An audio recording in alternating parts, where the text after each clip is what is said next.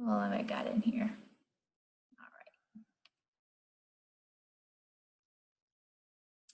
And Angie, we just put in the chat box where we were teaching, so in case other people don't know who you are. So if you want to add that, that'd be awesome.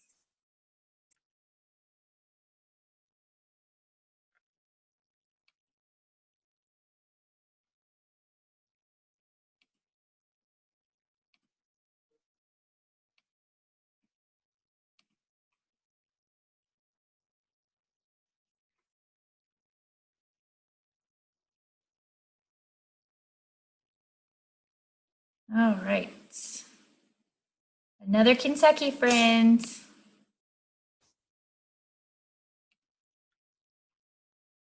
She's my ESET friend too. All right, so what do you guys think here? We've got incorporating new technology into the classroom. Yes, into the traditional classroom. That could be it. Learning by devices as well as traditional teacher-student interaction. Yeah, so that's closer to what this model looks like, where we have one-to-one. So every kid has a Chromebook. In fact, in this classroom, the students take their Chromebooks home with them, so they're not at the school. There's some traditional teaching, but it does not look like traditional direct instruction even. We've even deviated from that. And the students are largely self-directed. They're ninth graders too, so that was a crazy thought, but I'll explain how that goes. All right, cool. So that helps me know a little bit about what you guys know.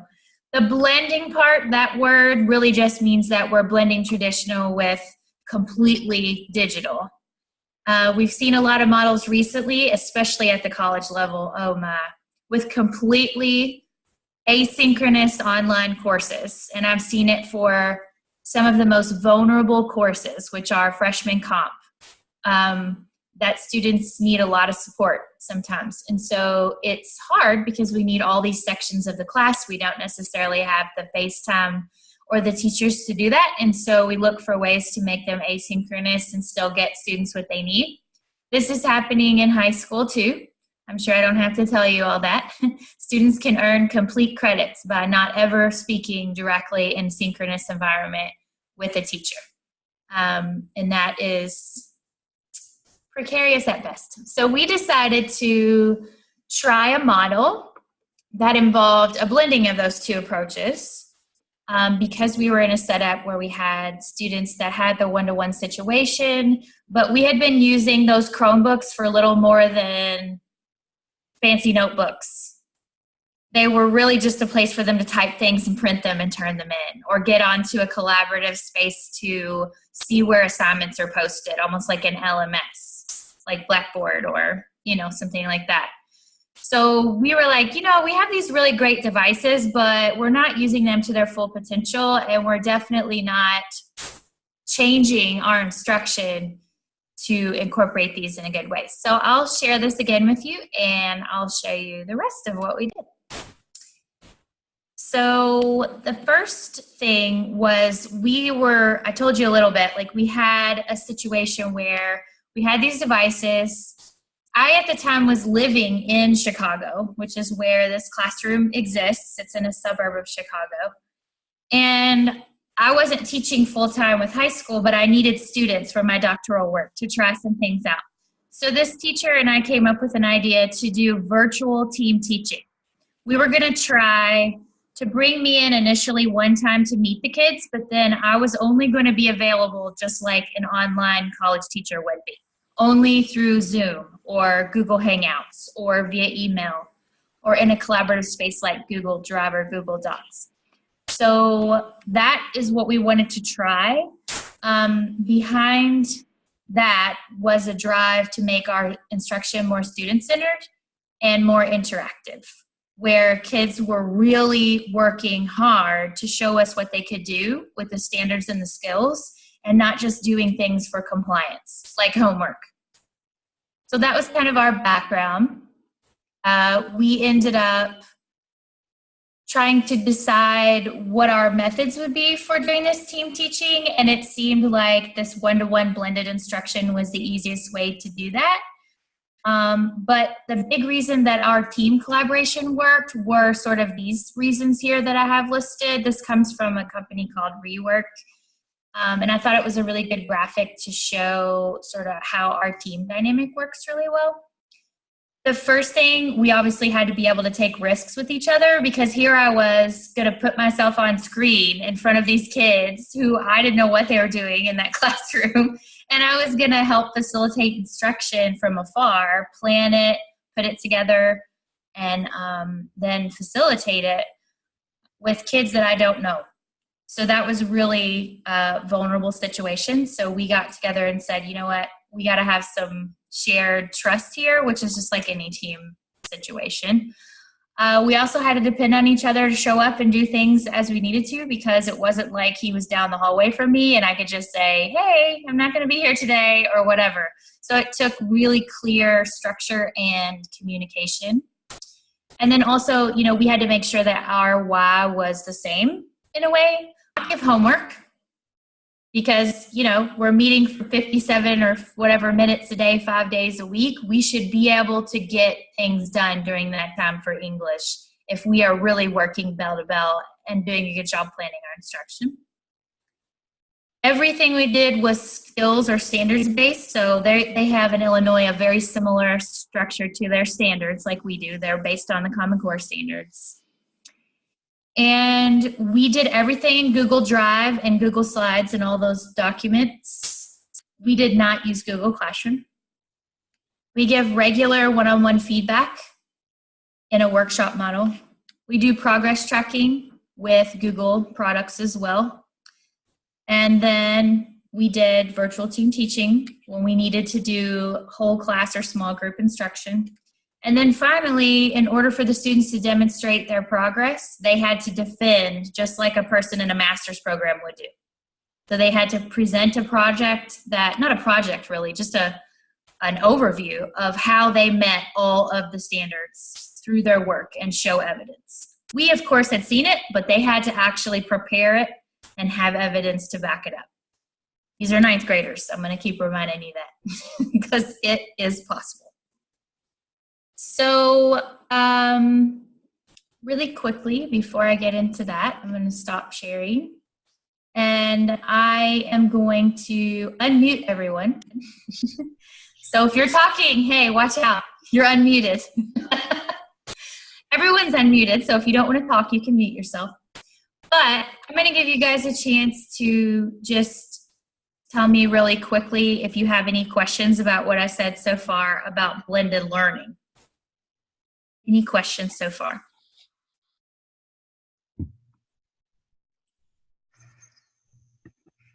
Crickets. Okay.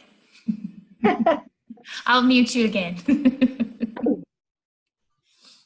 So from here, I will show you some examples of how we sort of made this work. What does it look like, right? Day to day.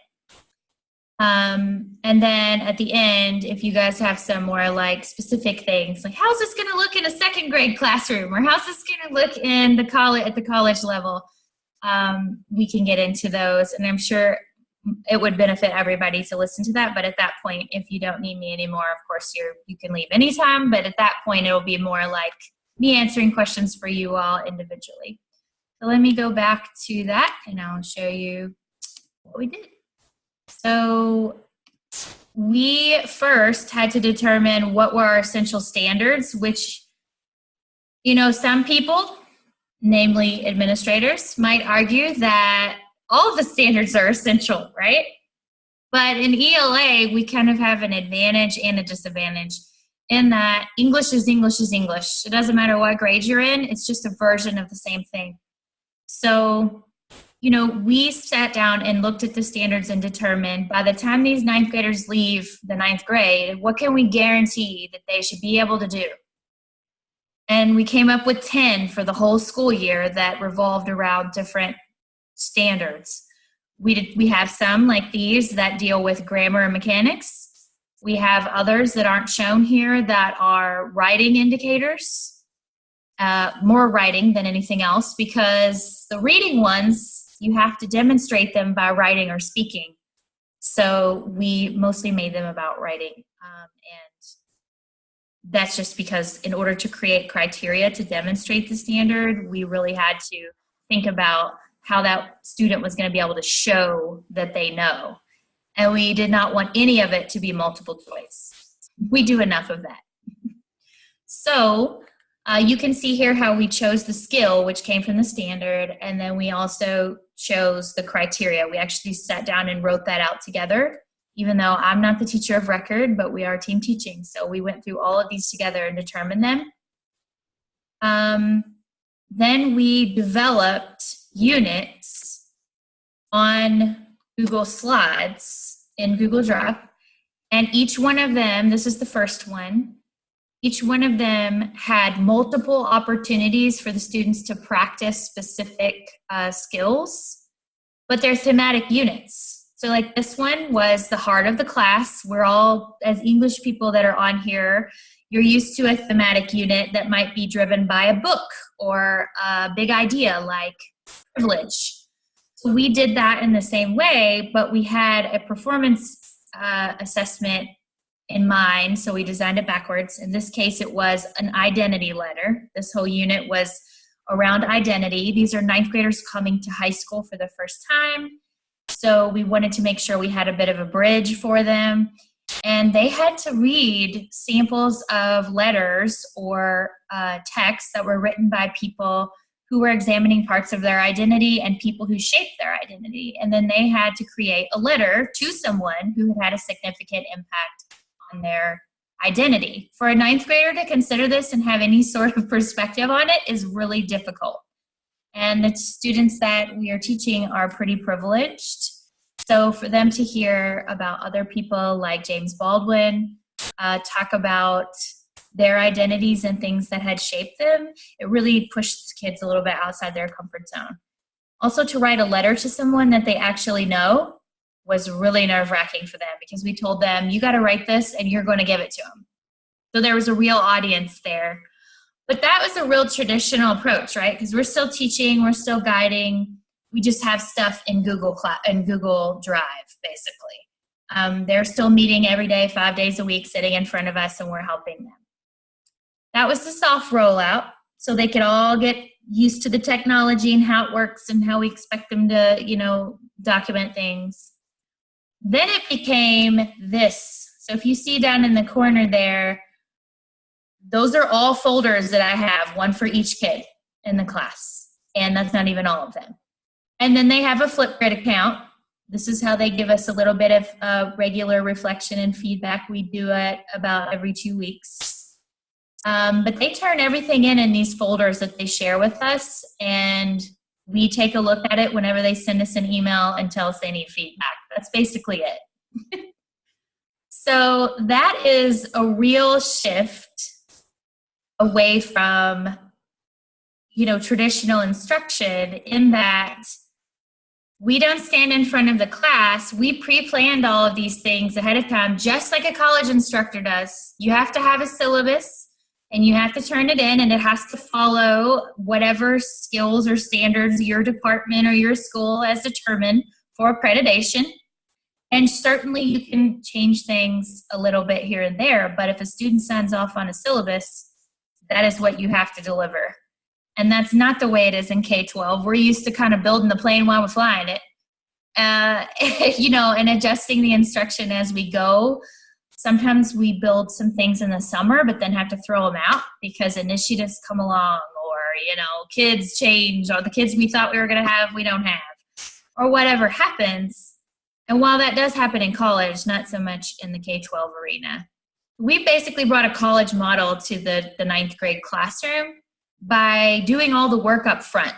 We designed all the units in the summer, and we centered them around those essential standards, and then gave the kids multiple opportunities for practice within those. For short writing assignments, they had to do peer work in there at certain checkpoints, and then they had to meet with us at certain checkpoints. So all that was on a slide. So as they went through at their own pace, they would stop whenever it said stop, and they would come and talk to somebody, either a friend or one of us. They could do that via email, or if they were in front of the teacher at that time, they could also do it, face to face. So the other part of this is, though, grading, right? Because I know some of you have, admins or whoever, district policies, school policies that require you to record grades. And I'm just going to be completely transparent here. We got absolute, permission to not do that. We were giving feedback, not grades. So it really drove these kids nuts. It's still driving them nuts. They're all honors 9th graders, and I put that in air quotes only because they've certainly tested into that, like they were given a reading assessment and a writing assessment before they came into the class, but they all need help. None of them are, beyond our help. And they are very grade-driven children. They want to know how they get an A, and they want to know what the right answer is.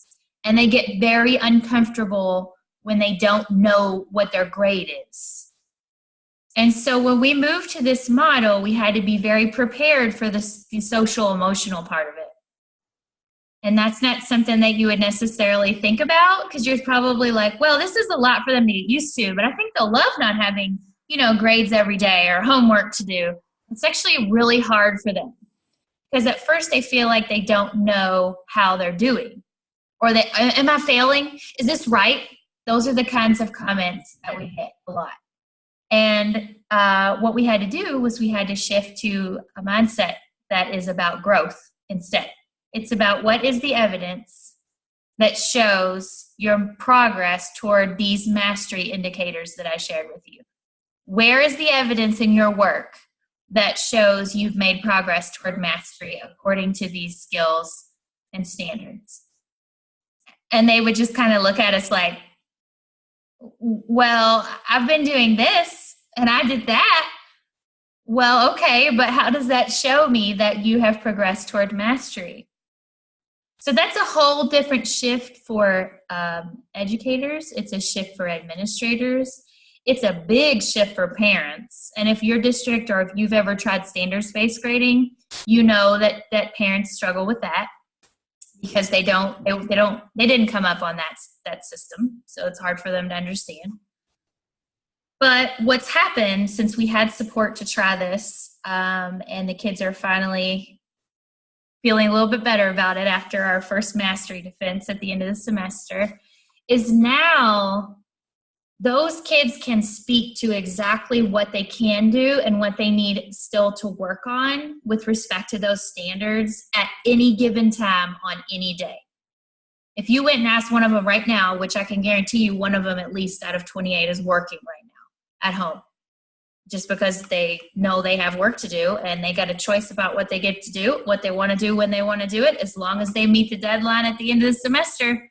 So they know if they didn't come to school today or whatever happened, that they have to work on their own time.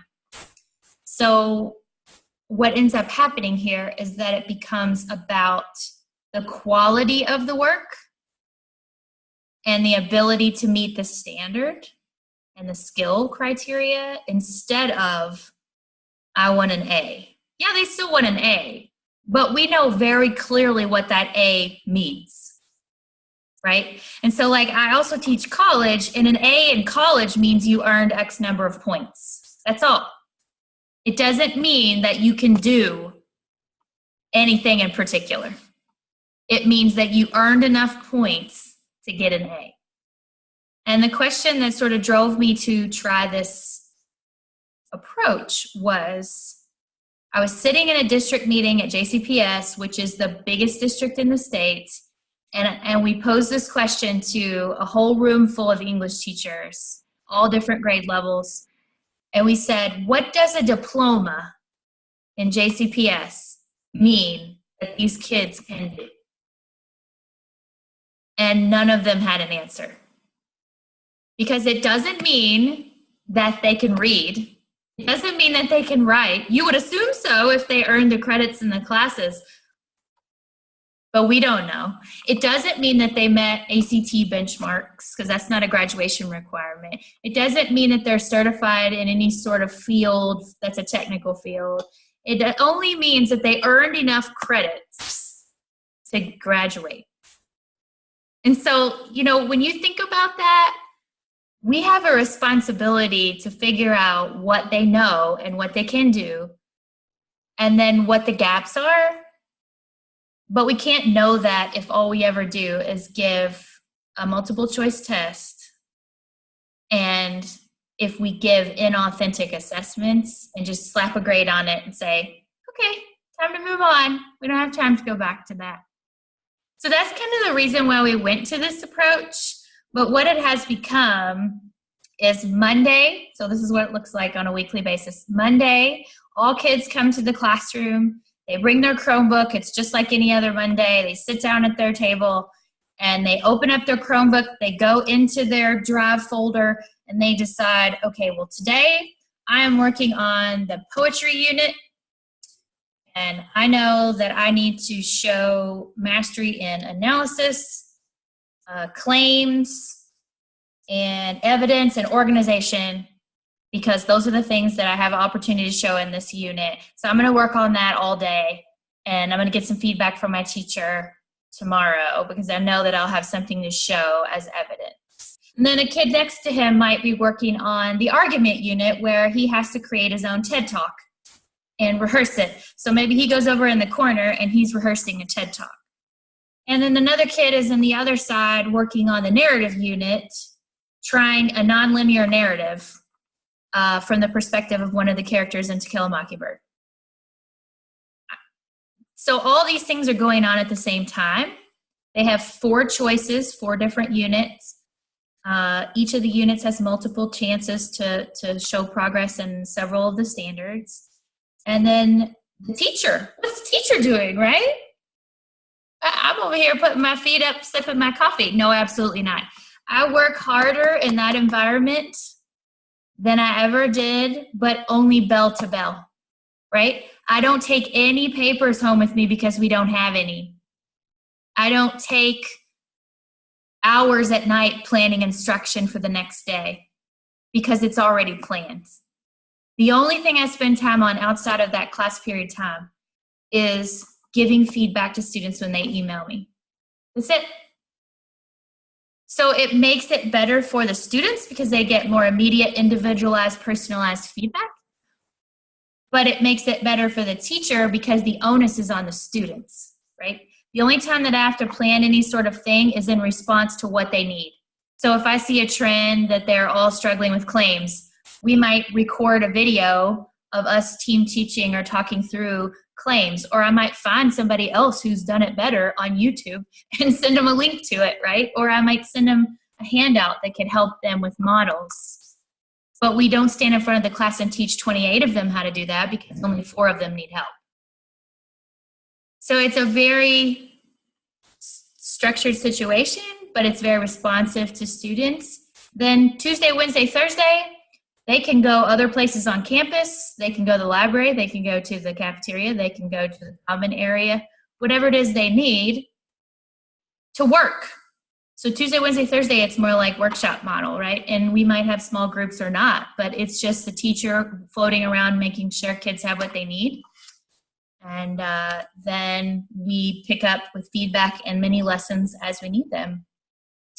On Friday, we all come back together again. And those are the days when they do like a flip grid reflection, or maybe they turn something into us, like they make it a point on Friday to send something to us for feedback. And then if not, they can collaborate with their peers or continue working. So it's like Monday, Friday are the ones where we always meet together. I'm on the computer, the teacher's in the room. Tuesday through Thursday, they do what they got to do. And we respond to what they need in real time. So then what does that look like from the teacher perspective on planning? As I said, we planned it all ahead of time. So the only thing we need to do is continually reflect on the kids' progress, which is what you would do anyway. And respond to their needs by providing them mini lessons or whatever it is that they need. And then we just decide, okay, if there's some sort of trend with this particular slide deck unit that we see, maybe we need to change something, right? Maybe it's us. Maybe it's the way we presented it in there or whatever. That's no different than if you taught a lesson 3 times that day to 3 different classes and you had 3 different results. You think about, okay, well, next time I do that, I might need to do this, right? So we do the same thing. We just kind of wait to see when kids pick up with that unit, how they're doing with it. And we can change it in real time on Google Docs if we need to. It doesn't have to wait until next year or next semester or whatever. So it's pretty cool. So I'm going to share this one more time just to show you some of the results, because I know we are all in that environment, especially those of you on here who represent district faculty or who work with pre-service teachers. You want to know what the results are, right? And if we're not giving grades until the end, then how in the world do we track that? Well, trust me, I know where they all are every single day, because they are sending me stuff and I can go in their Google folder at any time and check to see their progress. And I do, because I want to know how they're doing. But let me share this and I'll show you some things. If you're in the slide deck, you can certainly see it. Let me start there. So I showed you this. They do Flipgrids. If you're not familiar with Flipgrid, you can get a free educator account. I think we paid for an upgraded account only because we wanted to make sure we had plenty of, tools in there. But you don't have to do that. We have a Twitter hashtag. So if you guys want to follow what we're doing, I said we post almost every day that the kids are in class about what they're doing. It's this hashtag right here. So it's Bronchi3. Bronchi is my theme teacher. That's his last name. And that's third period. So that hashtag has over a school year worth of tracking of this. We did a soft rollout of this model last year with 1 unit. So we kind of tested the waters before we went all in with it this year. And so this hashtag goes back more than this school year. So this is that, remember I was telling you the kids could go outside the classroom if they wanted to a couple days a week. We just started that this semester. They are 14 years old, so we had to make sure that they were responsible and could handle it.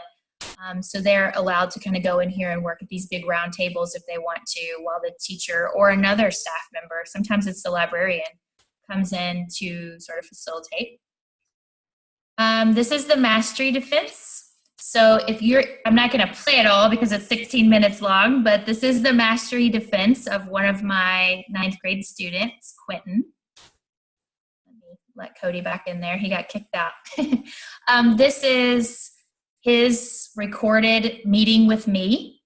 So if you want to watch that on your own time, for sure, but I'll just show you a little bit of it so you can see how he did his. All right, we're recording, and that's me. Okay.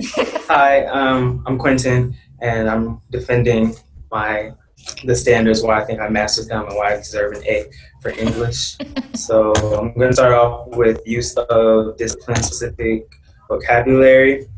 So I think that I have a good understanding of this standard right here, because I feel like in narrative I made sure to be very detailed and have incorporate a tense tone, and that was very showing that I was afraid, and also that that I was thinking back to it in a way. So my tone, and then also with the diction of it. So the first example here where it says use of the narrative.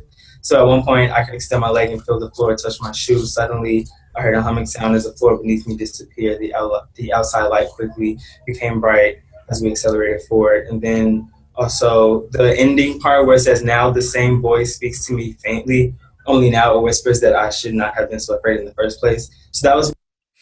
So he is getting better with not saying every other word as he goes on, but he's very nervous. And he's actually a really confident student.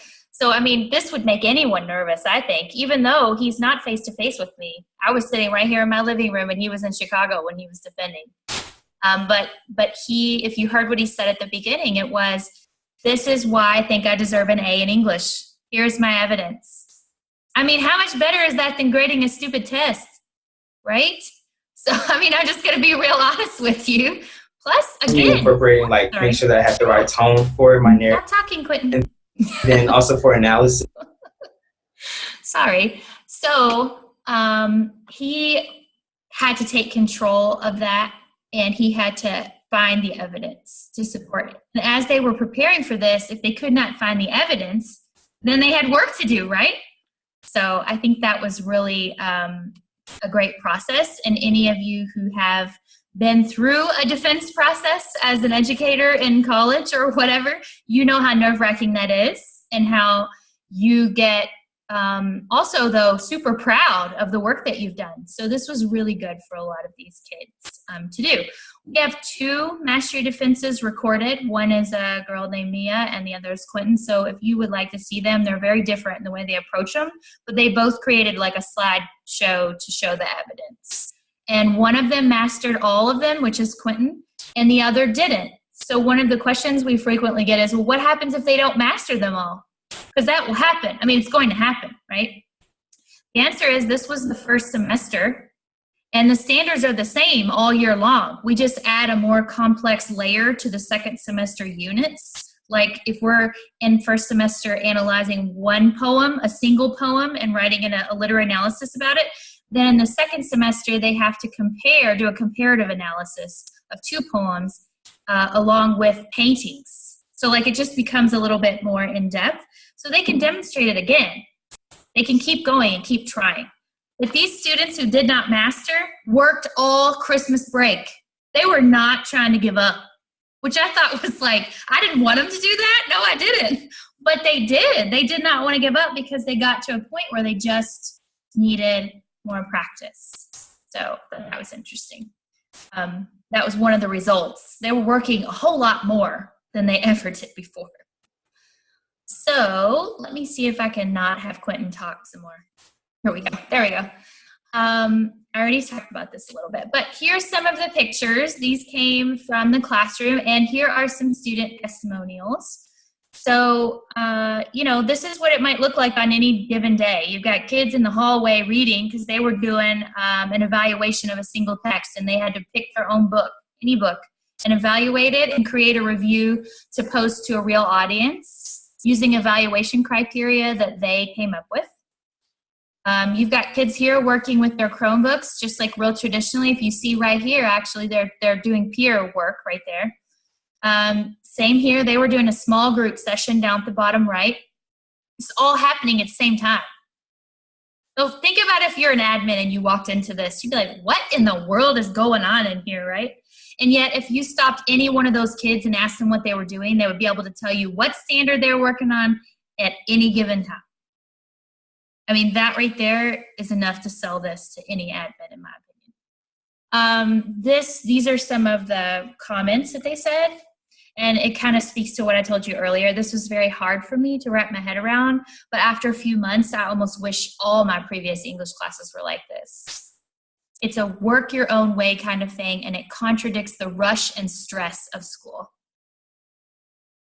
I'm not going to read all these to you, but I mean, it is worth you looking at them just to see what the kids say. I mean, that's what I know. I want to know, right? And then these are some more comments.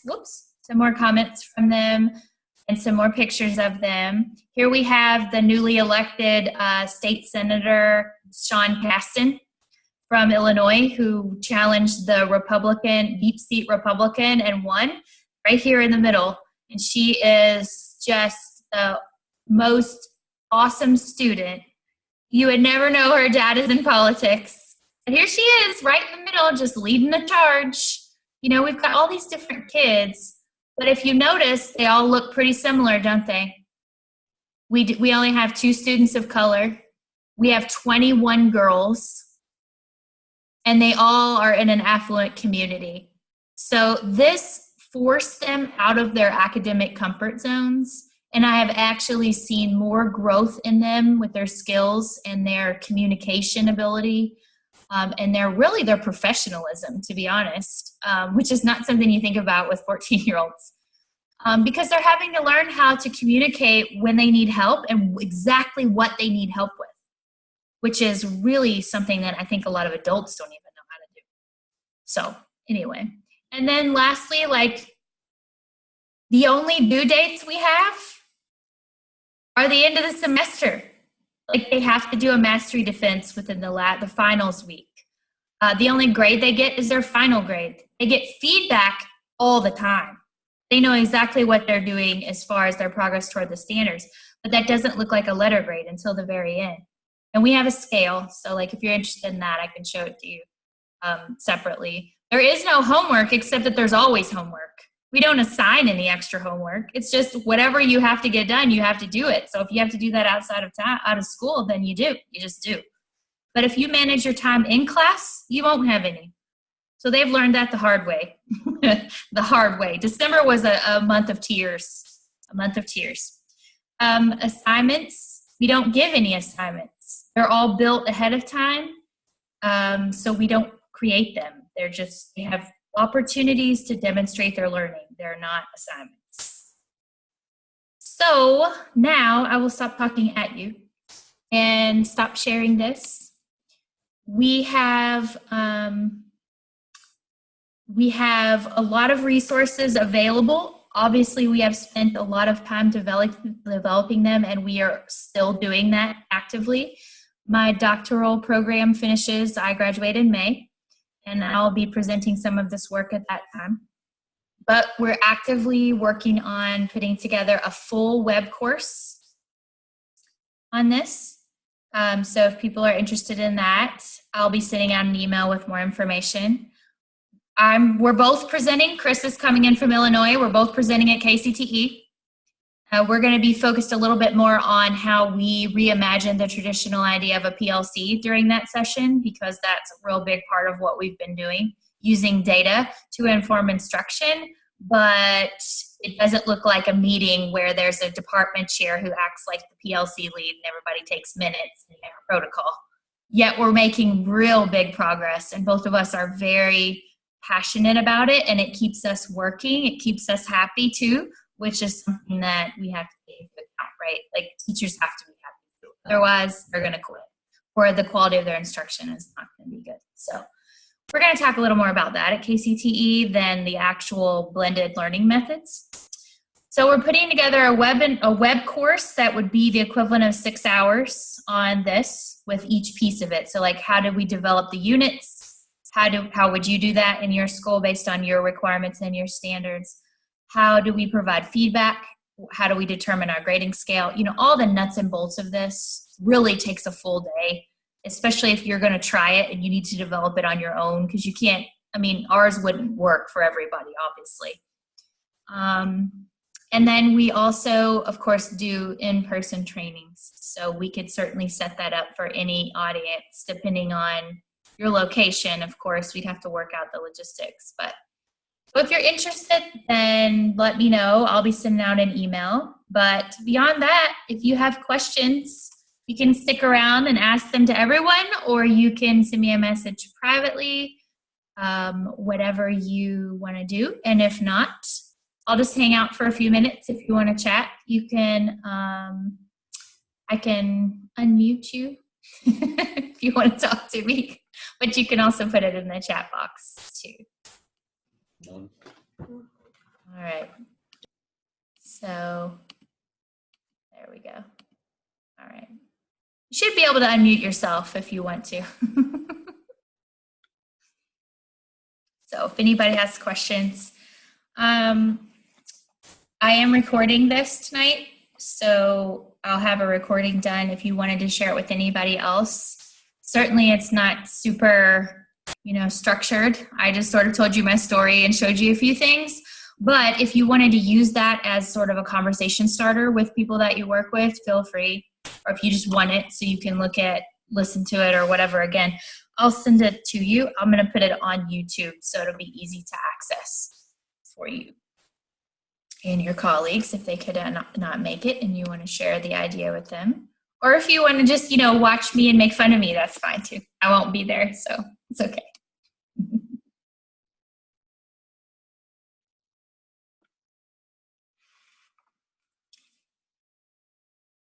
I'm going to do wait time.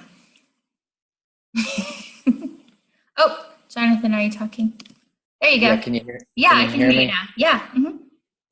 it's just a comment. I've often believed that good pedagogy and practices that save the teacher time are really one and the same thing. Yes. So, no grading, no assignments, no homework, what's not to love? Right. It's just, it's good. It's good pedagogy, and it's just good professional practice for a teacher too. Yeah, I think so. And it did take us a lot of time on the front end, but again, it saves my whole life. Like in this summer, I have time to sit down and plan and talk to my plan teacher and my team teacher and, throw around ideas and research practices. During the school year, I've got everything else that happens and I'm tired, right? Like I don't have time to be doing all that. So it really takes a lot. You got to get your life back, and you get excited about feedback because you really want to know how they're doing, right? We did have 3 students who we gave incompletes. So there was that. Like they didn't have enough evidence to show us. And they all 3, like we talked with their parents, we talked with the admins. It was it was a hard lesson for them, but they learned it. Mm-hmm. So, I think you're frozen, Jonathan. Very good. Thank you. There, you're back. Oh, okay. Well, thank you. Yeah. Very good. Yeah. Anybody else? Aretha, I saw you sent me a message.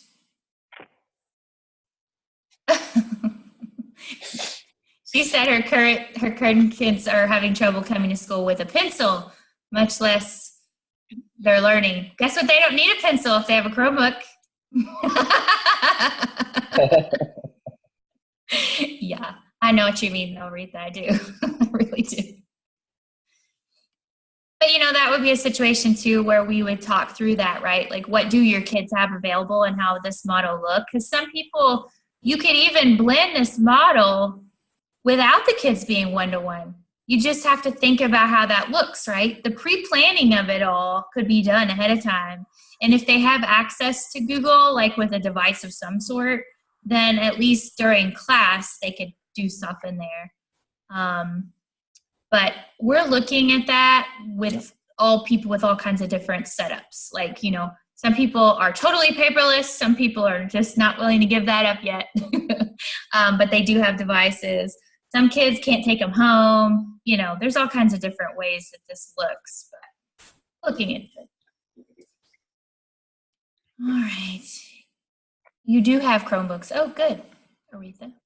So it's a class set. Okay. Yeah. So that would work because we don't give homework. See? It works. And Aretha's coming to the conference. John's coming to the conference. Cody, I think, might be. I don't know. And we've got some people that'll be at KCTE. So if you guys want to talk this out a little more in person, certainly we can do that. Yeah. I think we've got 2 award winners on here. John and Aretha got awards this year. It's exciting. Wow. Nice. Yeah. Aretha, where do you teach? I teach at Casey County High School currently. I spent the previous 5 years at JCPS. Oh, okay. So that's how I know her. Yeah. Great. That's yeah, great. She and I did independent reading stuff together, which was awesome. Great. All right, guys. Well, if there aren't any more questions, then I'll go ahead and sign off. Okay, cool. Well, I'll do that. You guys can feel free to leave. I'll probably stick around and play with this a little bit, make sure I've got the recording going and finished. Yeah. But otherwise, see you next weekend. Yeah. See you soon. Bye, you guys. Okay. Bye-bye.